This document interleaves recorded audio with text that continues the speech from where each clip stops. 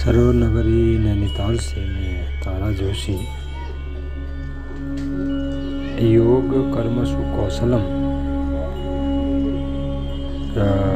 कल योग दिवस है, इस बारे में कुछ विचार प्रस्तुत करूँगा। श्रीमद् भगवद गीता में भगवान श्री कृष्ण ने कहा है कि योग से कर्मों में कुशलता आती है।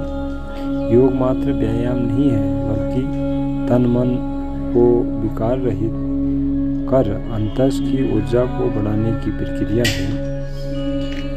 चिरवृत्ति का भगवान में विलीन हो जाना योग है। यह महायोग बनता है भगवान की अलौकिक कृपा से। श्री रामचरितमानस में जहाँ भी योग है वह केवल ईश्वर विषयक ही है।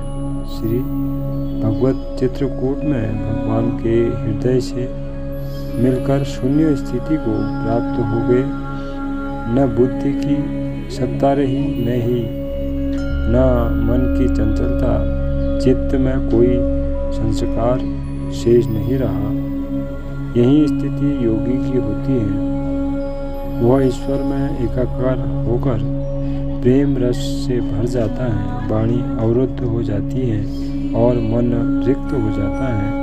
भक्त का योग जब भगवान से होता है, मन बुद्धि और चित्त के साथ साधन अहंग शून्य हो जाता है। मन बुद्धि चित्त और अहंग की स्वीकृति केवल साधन काल से ही होती है, पर साध्य का परम प्राप्ति में इसकी विस्मृति ही योग है। संयम की प्रामाणिकता भी योग से ही सिद्ध होती है। हमारी ज्ञानेंद्रियां एवं कर्मेंद्रियां अपनी अर्जित शक्ति को बाहर की ओर खर्च कर रही है। योग द्वारा इसका एकत्रीकरण किया जाता है। योग चाहे ध्यान के रूप में हो या व्यायाम प्राणायाम के रूप में, उसकी शक्ति को एकत्र करके हम शक्ति का उपभोग कहा करते हैं। वास्तव योग वो है। रावण भी एक बड़ा योगी था, पर उसने योग से प्राप्त शक्तियों से भगवान की योग माया सीता जी का हरण करके योग का दुरुपयोग किया। जब तक आत्म संयम योग जीवन में न आ जाए, तब तक क्रियात्मक योग मात्र शरीर संवर्धन से ही कार्य आएगा। हम अतिरेकवादी दृष्टिकोण के दुराग्रही न होकर मध्य में रहकर आत्मसंयम योग में स्थित रहें। मध्य में भी भगवान का वास होता है। हमारे शरीर का मध्य हृदय प्रदेश है। हाथ पांव के रूप में कर्म प्रदेश है। विचार रूप में सिर के विवेक प्रदेश है, जिसे विवेक स्वीकार कर लिया। और कर्म योग में जिस शक्ति को अर्जित किया हो, उसे हृदय प्रदेश के मध्य सिंहासन पर बैठाया जाता है। सब कुछ ईश्वर को समर्पित कर देना ही महायोग है। गुरु वशिष्ठ ने कहा है कि वह योग कुयोग है। वह ज्ञान अज्ञान है जिसमें भगवान के प्रति प्रेम और समर्पण की उदारता न हो। योग ज्ञान अज्ञानो जह नहीं राम प्रेम परिधानो। शरीर का योग भगवान से जुड़कर ये ध्यान योग बन जाए और योग से प्राप्त शक्तियों का उपयोग हम हनुमान जी, श्री भरत जी और श्री लक्ष्मण जी की तरह सेवा के लिए करें, तो योग प्राणी मात्र की सेवा का उपादान बन सहयोग हो जाएगा। भगवान श्री कृष्ण कहते हैं, आत्मा के साक्षात्कार के लिए किया गया प्रत्येक प्रयास योग की श्रेणी में आता है। पतंजलि सबसे बड़े वैज्ञानिक हैं। अंत जगत में के किंतु कृष्ण योगेश्वर है।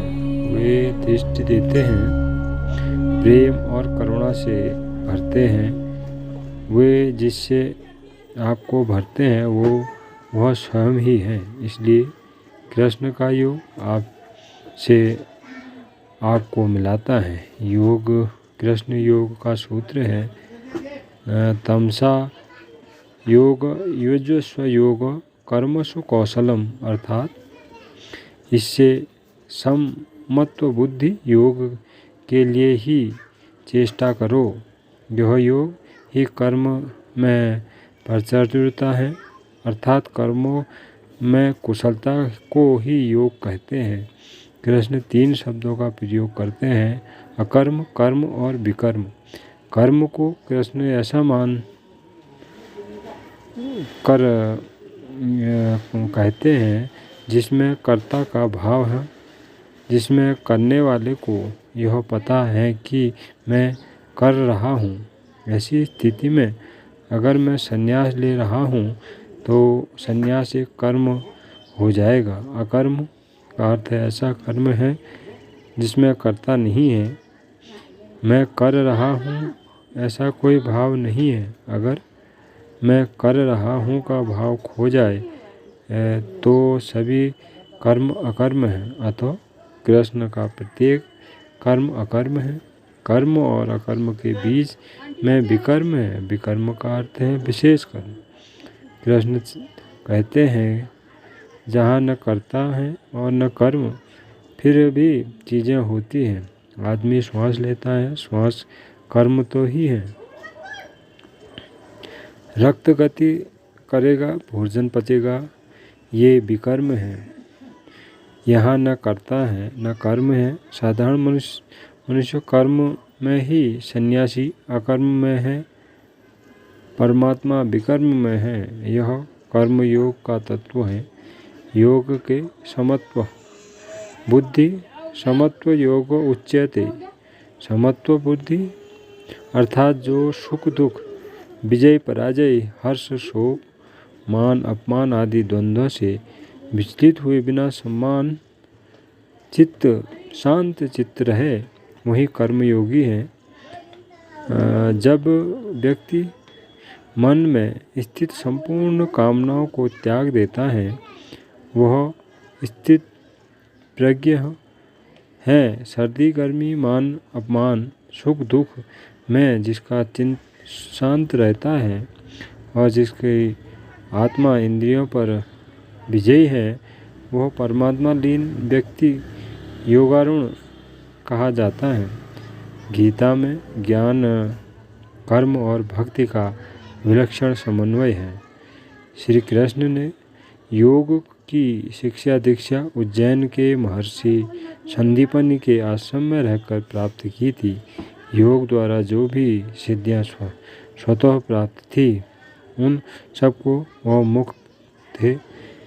सिद्धियों से पार भी जगत है, वह उनकी चर्चा गीता में करते हैं। गीता मानती है कि चमत्कार धर्म नहीं है। सिद्धियों का योग प्रदर्शन के लिए नहीं, समाधि के मार्ग में आ रही बाधा को हटाने के लिए है। और इसी के साथ आज आपका दिन मंगलमय हो। नमस्कार।